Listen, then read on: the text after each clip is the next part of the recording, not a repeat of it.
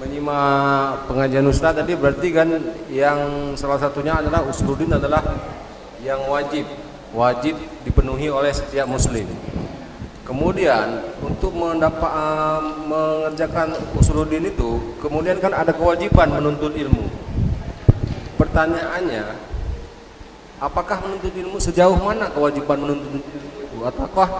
Ataukah hanya sekedar, maksudnya gini, menuntut ilmu itu bila ada waktu luang, waktu yang tersisa, ataukah menuntut ilmu itu harus lebih utama? Mohon pencerahan Ustaz, sejauh mana kewajiban menuntut ilmu untuk mengerjakan usuluddin tadi? Terima kasih Ustaz. Yang pertama, jawaban paling mudahnya kita ambil lewat hadis Rasulullah sallallahu alaihi wasallam, talabul ilma faridatun. Faridatun itu asal katanya fardon atau fardu, penegasan wajib.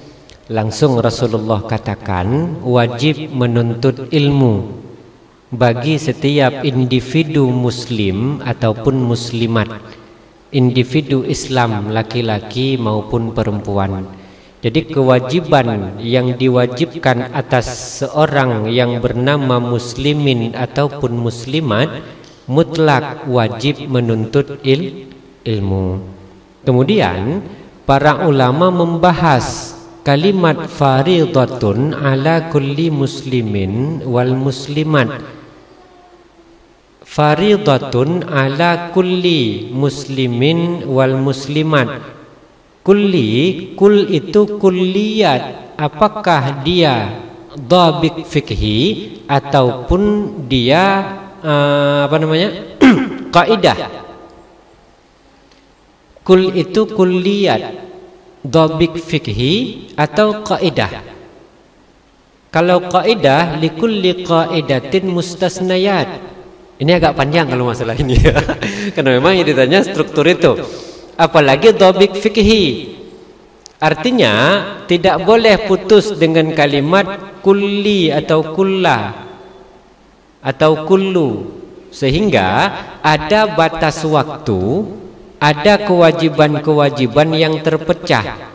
Sehingga ulama membaginya. Salah satunya membagi wajib itu yang ainiyah sifatnya adalah sampai dia faham cara melakukan yang diwajibkan ke dia dalam syariat. Sampai apa? Sampai dia benar salatnya atau dia benar bagaimana perlakuan sebelum salat. Kewajiban pertama untuk dasar. Apa itu? Kita wajib solat, maka sebelum solat harus faham. Lalu kalau udah faham Ustaz kita solat, harus udah paham kita cara ilmu untuk melakukan solat sampai solat itu bisa diterima. Maka apakah kewajiban itu sudah putus? Maka terlepas kewajiban itu ke kita. Itu kalimatnya. Kewajiban yang sifatnya ainiyah sampai pas. Makanya contoh begini ya. Guru-guru kita, entah abu-abu di dayah, mereka masih wajib atau tidak menuntut ilmu? Mereka wajib menuntut ilmu bukan lagi untuk ibadah, tapi untuk menyampaikan. Boleh. Kalau makanan boleh izin, nggak masalah. Mereka wajib menuntut ilmu bukan lagi untuk konsumtif pribadi, tetapi untuk publik. Jadi kewajiban sampai mana dia wajib, periksa sendiri. Kalau kita belum benar dalam sholat, maka sampai dia benar, sampai detik itu dia wajib yang mengikat.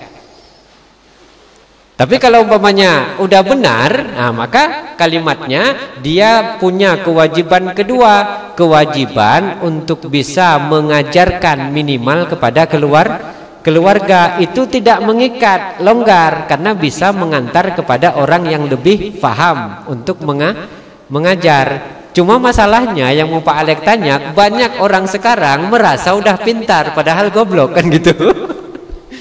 Merasa dia udah benar salatnya, merasa udah benar puasanya, merasa udah benar semuanya. Karena kan merasa ini. Karena dia udah merasa, udah bisa semua, terakhir dia nggak mau menuntut ilmu. Yang merasa inilah yang golongan syaitan tadi. Yang merasa diri paling alim siapa? Syaitan. Yang merasa diri paling saleh siapa? Syaitan. Jadi orang yang merasa dia udah bisa, dia syaitan dalam wujud manusia. Min syarril waswasil khannas. Udah? Yuwaswisu fi sudurin nas minal jinnati. Nah, ada yang dari jin, ada golongan manusia. Kalau ada orang yang merasa dirinya udah bisa, itu jin dalam bentuk manusia. Jadi penting. Nah, makanya sadarlah awak sikit. Begitu kita dengar sekali, oh iya ya baru tahu aku. Ternyata bodoh awak masih. Jangan ambil kalam merasa, ya aku kaji kahe aku jabut jamun. Nah, bukan begitu kalimatnya. Tetap. Jadi batasannya sampai kita mengerti syariat. Lalu kewajibannya jangan sampai memberikan waktu sisa kepada Allah. Ini yang paling penting. Dan inti yang mau Pak Alek tanya yaitu tadi. Bolehkah kita berikan sesisa waktu kita karena sibuk? Alasan sibuk kita enggak ngaji. Karena banyak kerja kita enggak ngaji. Kemudian karena alasan-alasan lainnya kita enggak mengaji. Apakah itu dibolehkan? Sekarang saya tanya secara pribadi nih ya, one by one boleh jawab atau secara generalisir semua. Kita kerja tujuan cari apa? Cari uang, cari rizki, ya kan? Fa amma rizqukum fis sama, kata Allah. Maka adalah rizki kalian itu di langit. Ini kita bedah sikit. Kita bekerja sampai tinggal ibadah, sampai tinggal belajar sehingga tak sempurna ibadah demi mencari rizki. Allah berkata, rizqukum fis sama, rizki kalian itu di langit. Kita sibuk nyarinya di mana? Di bumi. Maksudnya apa? Yang menggenggam rizki kita itu kita atau Allah? Sepakat kita? Sepakat. Kalau kita tahu yang menggenggam rizki kita itu Allah, lah kenapa kita carinya di bumi menjauhi Allah? Kenapa tidak malah mendekat kepada Allah? Analoginya mudah. Rizki itu di tangan Allah, dia di langit. Artinya apa? Penguasa langit. Siapa itu? Allah Subhanahu wa ta'ala. Kita kerja cari rizki, itu kan salah alamat. Hampir sama kayak Ayu Ting Ting. Alamat palsu. Kenapa? Mencari rizkinya bukan di tempat rizki. Di mana tempat rizki kita? Di Allah. Yang kita cari di salah alamat kan? Lalu bagaimana biar mau dapat banyak rizki? Dekati Allah. Maka rizki itu Allah kucurkan ke kita. Sering kan Ustadz bilang, kalau mau kaya pakai marketing langit. S3 marketing kalah jauh. Betapa mudahnya marketing langit. Bagaimana? 1 kalian berikan, kata Allah, ku ganti 7. Dari 7, setiap 7 itu berbuah 100. Ya kan? Kamasali ambatat sab'a sanabil. 1 yang kalian kasih menjadi 7 cabang. Udah, fi kulli sumbulatin mi'atu habbah. Dari setiap 7 cabang tersebut berbuah 100. Kalau kita kasih 1000 kali 7 cabang berarti 7.000. Setiap 1 cabang berbuah 100. Berarti jumlahnya 700.000. Cepat kaya enggak? Kita yakin enggak sama Allah? Itu yang ngomong Allah loh. Tapi kalau masalah duit berat kami Ustaz. Susah kami yakinnya Ustaz kalau masalah duit. Udah kan kita jelaskan awal-awal, rezeki kita di langit sama Allah. Kalau mau banyak rezeki, jangan sibuk kerja, sibuk dekati Allah. Makanya kita lihat nih, maaf ya, para pendakwah, para ustadz, para kiai, hidupnya nggak langsung kaya. Jujur, hidupnya nggak langsung mapan, tapi step by step, one by one, kemapanan itu Allah hadirkan. Padahal dia kerjanya kapan? Mau kerja dia jam 2 sampai jam 5, dia udah ngajar. Ya kan? Mau kerja dia lembur malam, dipanggil ngajar. Kerjanya cuma ngajar sampai rumah madep mojok tidur. Itu kan? Tapi kenapa Allah luaskan rezekinya? Belum pernah kita dengar Abu Tumin panen padi 5 ton, belum pernah. Tapi kenapa apa yang beliau mau langsung kesampaian? Karena beliau tidak fokus pada kerja, tapi beliau fokus pada Allah. Tidak fokus mencari rizki, tapi fokus mendekati sang pemberi rizki. Makanya sering bilang, Ustadz dulu kan masih Kemenak ya, kami keluar, cabut dari PNS waktu itu, pensiun dini, demi menempuh jalur dakwah. Almarhum ayah marah. Tapi kata Abu Ya Sayyid, apa yang kau pilih itu yang akan engkau tuai. Maksudnya apa? Kalau kita di instansi, kita digaji, punya batas tidak gaji kita? Per bulan sekian, per bulan sekian, per bulan sekian. Kenapa? Karena instansi paling dapat bonus tunjangan sipaan sikutan, kan begitu. Tapi kalau kita sama Allah, toke kita yang maha kaya, gajinya unlimited edition. Karena Allah maha kaya, suka-suka Allah mau ngasih berapa. Makanya nggak susah. Yang jadi masalah sekarang, kitanya yang nggak yakin. Kita yakin Allah sebagai Tuhan. Kita yakin tidak kalau Allah bilang 1 kalian beri ku ganti 7, setiap 1 dari yang 7 ku ganti 100. Yakin tidak? Yakin. Mau kita uang 700 juta? Keluarkan 1 juta sekarang, terlihat. Yakin tidak? Enggak yakin. Kalau kamu jakur ngempeng ala rodro Ustaz bu barunya undang. Kalau benar yakin itu Allah yang ngomong dalam Al-Qur'an surat Al-Baqarah. Bayangkan itu. Tapi Allahnya kami yakin Ustaz. Tapi kalau udah menyangkut uang, agak-agak kami Ustaz. Yakinlah itu. Itu marketing langit, nggak susah. Jadi, apakah kita bisa memberikan waktu seadanya cuma untuk belajar? Ya bisa, tetapi yakin kebisaan yang kita anggap bisa dari waktu yang sisa itu tidak akan membuahkan hasil yang baik di mata Allah. Tapi masih lebih baik ketimbang waktu sisa pun tak ada. Tetap ada lebih baiknya. Nah, kalau dia sedang nggak kerja Ustadz, dia tetap pergi Ustadz. Nah, jadi sisa-sisa waktu dia kerja, dia ngaji Ustadz, masih bagus. Ketimbang karena sedang nggak kerja, manfaatkan istirahat, nggak pergi kemana-mana, kan lebih bahaya juga. Jadi lihat sisi baiknya saja. Yang penting udah mau saja udah bisa. Tapi ingat, yang paling penting rezeki kalian itu di langit kata Allah. Kalau mau kalian kucurkan rezeki yang besar, maka dekati sang pemilik langit, dekati Allah. Orang yang sibuk kerja, rezekinya sempit, kerjanya capek. Itu ya. Orang yang menyibukkan diri dengan ibadah, kerjanya sedikit, rezekinya luas.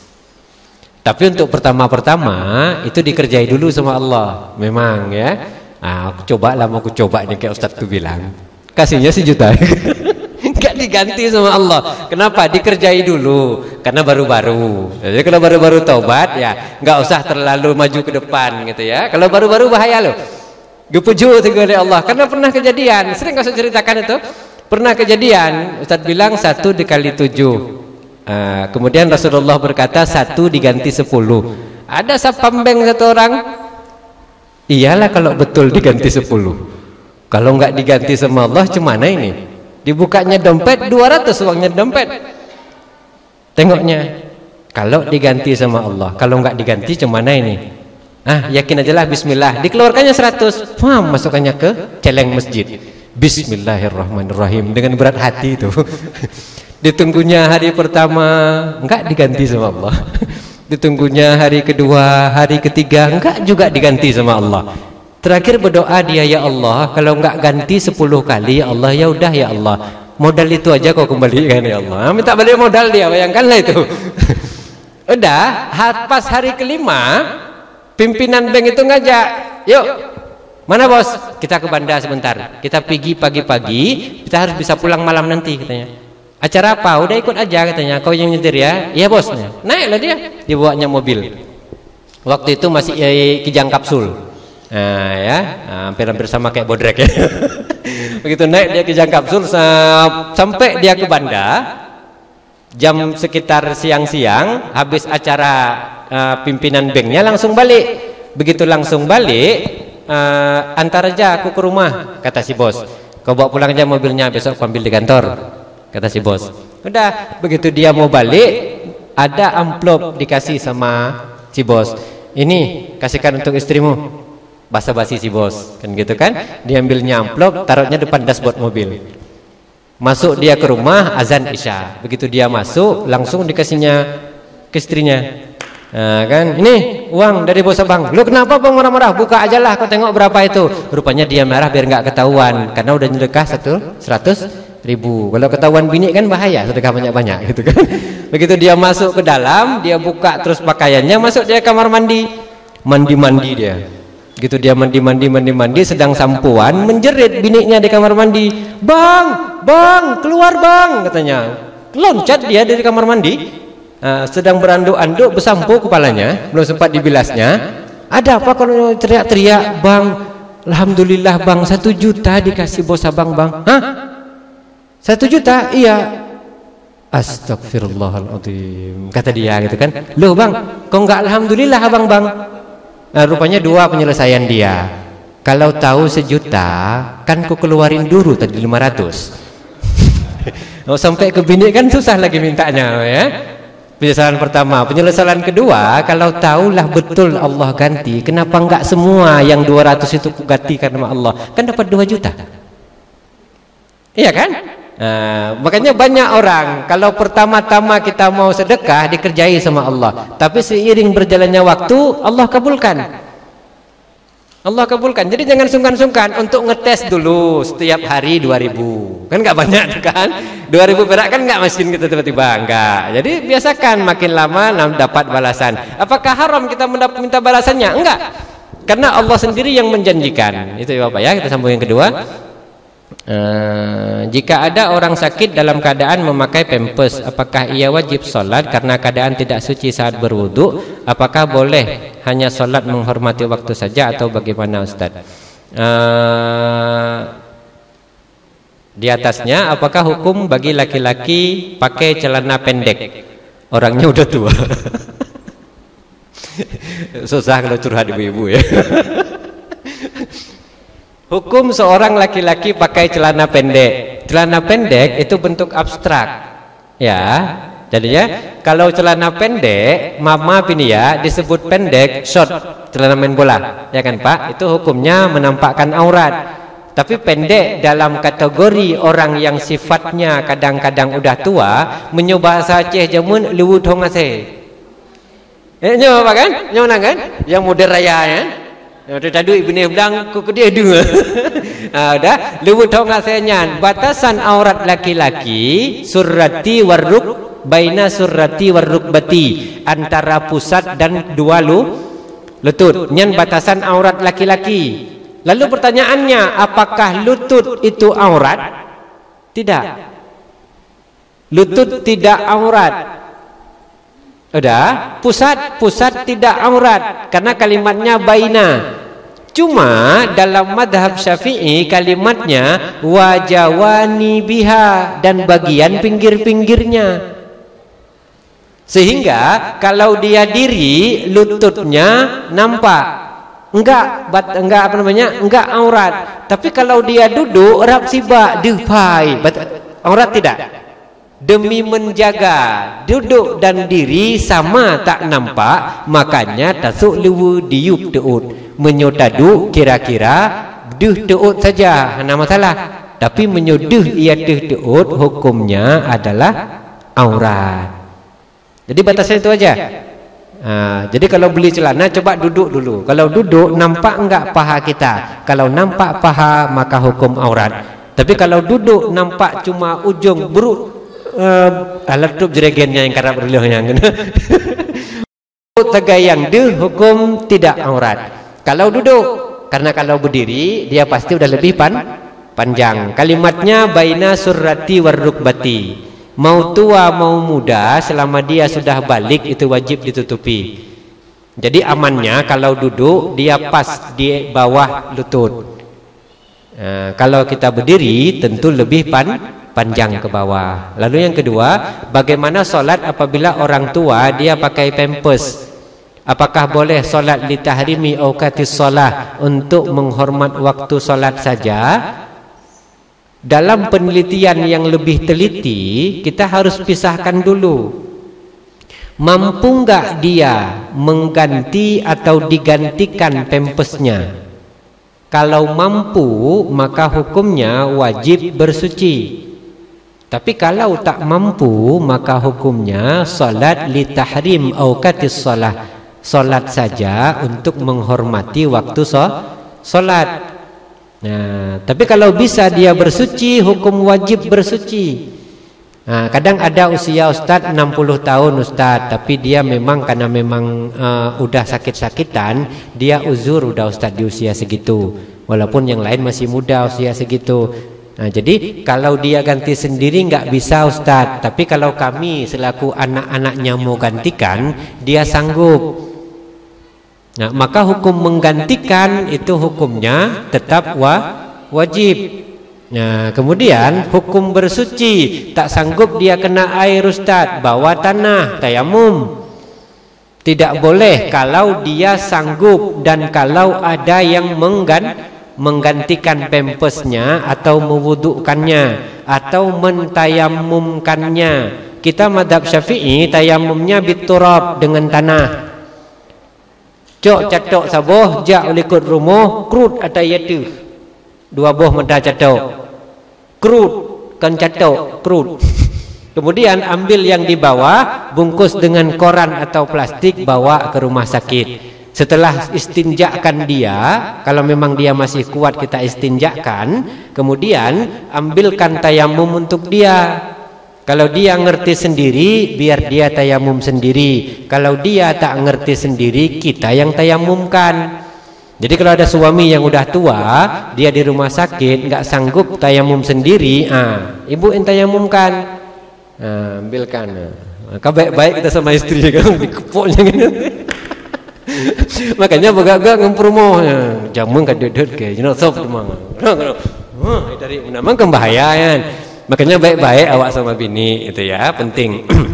Ingat kita biturab. Tapi saudara kita Muhammadiyah itu mengambil lajnah bahsul masail jamaah tarjih dari Imam Abu Hanifah. Dalam mazhab Hanafi tayamum bidakik. Tayamum itu boleh dengan debu. Mereka sah juga, enggak masalah. Tapi kita mazhab Syafi'i itu dengan turab, dengan tanah. Jadi kalau mereka umpamanya di rumah sakit, mereka tayamum pada dinding-dinding rumah sakit, enggak masalah. Selama itu dinding rumah sakit, tidak tayamum pada dinding-dinding hati, ya. Itu lain lagi nanti. Nah, itu yang pertama. Yang kedua, Assalamualaikum Ustaz. Waalaikumsalam warahmatullahi wabarakatuh. Izin bertanya. Yang pertama adalah saat seorang suami menyamakan fisik istrinya dengan ibu kandung si suami, itu termasuk bihal. Maka suami harus membayar kafarah puasa selama 2 bulan. Apakah jika menyamakan sifat istri dan ibu kandungnya termasuk juga? Menyamakan tidak serta-merta menyamakan itu bermakna seperti itu. Karena penyamaan penyebutan, penyamaan fisik itu tidak menyamakan. Makanya kan butuh kita perincian dulu. Butuh perincian. Sehingga dia statusnya hampir sama dengan kinayatut talak. Talak kinayah. Butuh penjelasan. Ku tengok badan kau hampir sama kayak badan mama. Kalimatnya apa? Hampir sama. Kalimat hampir itu sama atau tidak? Dibuka dalam KBBI, Kamus Besar Bahasa Indonesia. Ejaan yang disempurnakan, kalimat seperti itu bukan menyamakan, tetapi kaidah kemiripan. Paham? Makanya dulu untuk sekolah bahasa Indonesia jangan bolos. Udah? Ustadz sama banget cara nyampaikannya dengan Ustadz ini. Lalu pertanyaannya, sama banget menyamakan atau mengambil seperti tadi kita katakan?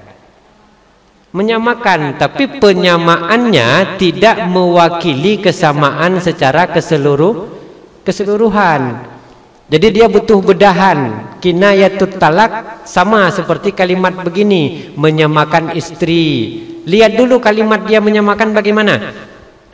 Kalimat dia menyamakan, enggak boleh langsung bunoi pegah long hidang ngemaji kan nyo kamenonya kapaya puasa dan bang, bukan begitu. Periksa dulu bahasanya seperti apa. Karena kalimat-kalimat itu yang jadi sandaran hukum. Harus persis kalimatnya. Makanya kalau kita bawa ke pengadilan syariat pun, kalimat yang nekeun ira kiban menolongkeun tetruk jaksa yang lain kiban nekeun menolongkeun hai dua jaksa mendua lain-lain go. Itu lain lagi. Nah, sehingga dia harus ada bukti fakta dalam kalimat, harus ada kecocokan. Karena enggak semua kalimat menyamakan bisa berujung bigal. Itu ingat. Nah, ya.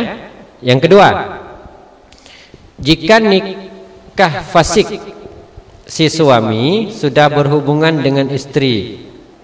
Jika nikah fasik si suami sudah berhubungan dengan istri disebut juga zina terhormat. Jika saya tidak salah Ustadz dan mempunyai anak, apakah anak itu termasuk anak haram atau syubhat Ustaz? Anak syubhat. Karena ada dua pendapat yang berbeda. Kalimatnya begini, tapi ini nyo ilmu gelancing, Bu. Nyo ilmu gelancing. Ustaz ambil dalam kaidah hadis. Ya, Ustaz ambil dalam kaidah hadis, nama kitabnya Kaifa Nata'amal Ma'as Sunnah, nama pengarangnya Maulana Syekh Yusuf Al-Qardawi, bab Kitabun Nikah wa ma yata'allaqu biha. Bab nikah dan barang yang menyangkut dengan nikah. Ya, minta-minta jangan salah makna ini. Udah, di masa Rasulullah, begitu Rasulullah membawa Islam, Abu Bakar udah nikah apa belum? Udah. Umar sudah nikah apa belum? Sudah. Utsman sudah nikah apa belum? Dia nikah dalam Islam atau di luar Islam? Yang jadi wali nikahnya Islam atau tidak? Tidak. Kan karena belum ada Islam. Yang jadi wali nikahnya sholat atau tidak? Tidak kan? Kenapa? Karena belum ada sholat. Lalu setelah Abu Bakar masuk Islam dengan istrinya, Umar masuk Islam dengan istrinya, Said bin Sabik masuk Islam dengan istrinya, apakah pernikahan mereka diulang? Jawab dulu, apakah pernikahan mereka diulang? Bukan cuma tak sholat mereka waktu menikah yang nikahkan, tapi juga beda agama dan tidak menyebutkan ijab kabul bahkan. Tapi ada enggak dibadil ulang nikahnya? Tahu maksudnya apa? Udah. Panjang-panjang dah ada kurang gede mudah sembahyang. Ini dalil. Nah, makanya Imam Syafi'i mengkalamkan demikian, itu nama kitabnya adalah Minhajut Talibin Asy-Syaikh Al-Imam An-Nawawi. Kemudian disyarah dia dalam kitab Manhajut Tullab oleh Asy-Syaikh Al-Imam Abi Yahya Zakaria Al-Ansari. Saat kita baca Manhajut Tullab itu acak kalimatnya. Kemudian Abi Yahya mensyarah lagi kitab Manhajut Tullab menjadi kitab Fathul Wahhab. Saat kita buka Fathul Wahhab gamblang bahwasanya Abi Yahya Zakaria Al-Ansari beliau berkata, semua sahabat yang nikah di masa jahiliyah saat mereka masuk Islam nikahnya tidak diulang. Padahal para sahabat tersebut yang menikahkan bukan cuma tak solat tapi tak menyembah Allah. Tahu maksudnya apa? Udah, nggak usah panjang-panjang kali itu. Biar abstrak aja.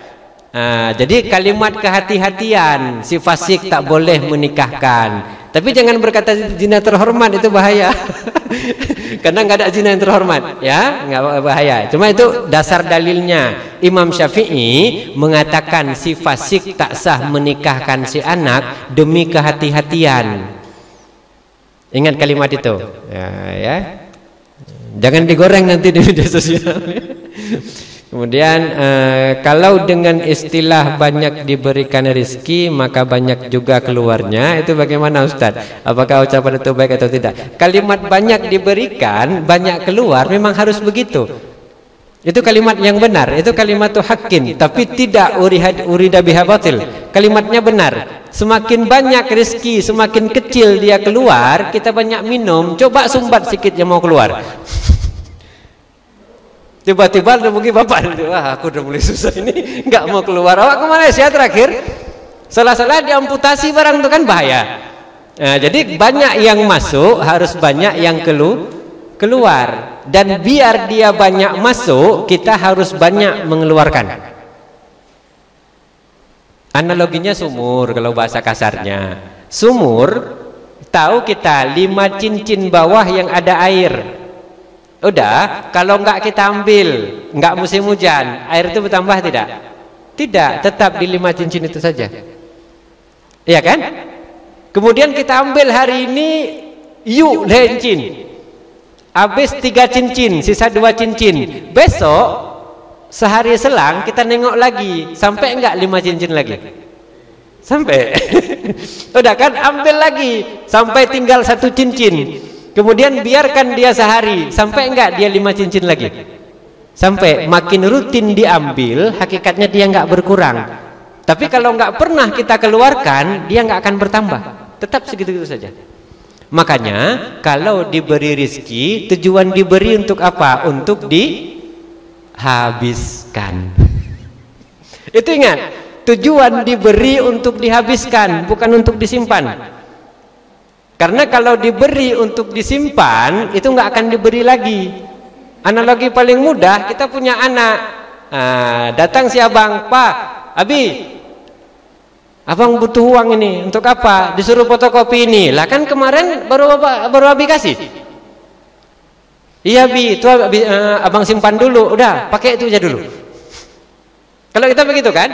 Anak minta uang, kita kasih per bulan. Uang kemarin ayah kasih gimana? Masih ada ya, tapi ku simpan. Untuk udah, pakai itu aja dulu. Nanti kalau udah habis bilang sama ayah. Begitu kan kalimatnya? Ada nggak kalau anak kita masih ada uang yang kita kasih, kita tunggu dia minta lagi, uang itu masih ada, kita kasih nggak? Jarang. Mentang napeng baro, nah ya mana tumpah, hanapu, pabehnya ile. TKB hidup kah ya? Begitu habis langsung kita kasihlah. Nah, begitulah analogi kita dengan Allah. Saat diberi tujuan dihabiskan. Habiskannya itu di jalan Allah, bukan di jalan ramai, bukan di jalan jati, bukan di jalan mawar. Tetap di jalan Allah. Kata Ustaz nghabiskan, keliling birun, itu bahaya itu. Beli segala macam yang enggak butuh, jangan. Tetap menghabiskannya di jalan Allah. Itu kalimat menghabiskannya. Jadi kan susah-susah menghabiskan rezeki. Kalau ada muka kawan agak susah sedikit, tanya, kau kenapa mukamu susah kali? Taunya aku kau memang terlahir dengan muka susah. Tapi nggak usah kayak gini mukamu, bilang aja. Aku sedang banyak utang ini gini. Udah, ini bayar sana. Utang. Lah iya, ngapain juga dikasih gitu. Nah, kalau memang bisa bantu langsung. Jangan ngukur-ngukur.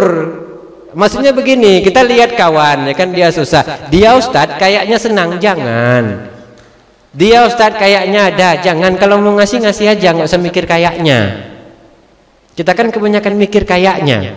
Kayaknya dia senang ini, kayaknya dia ada duitnya, kayaknya dia ini. Kalau mau ngasih aja, nggak usah mikir kayaknya. Saat kita perhitungan dengan saudara seiman, yakin Allah perhitungan dengan kita. Itu ya, Allah perhitungan. Itu Pak Alex sering naikkan dalam snap beliau. La yu'minu ahadukum hatta yuhibbu li akhihi kama yuhibbu li nafsihi. Tidak dianggap beriman seseorang sebelum dia menyayangi saudaranya sama seperti dia menyayangi dirinya. Lah kita kalau butuh sesuatu nggak ada, kira-kira enak tidak?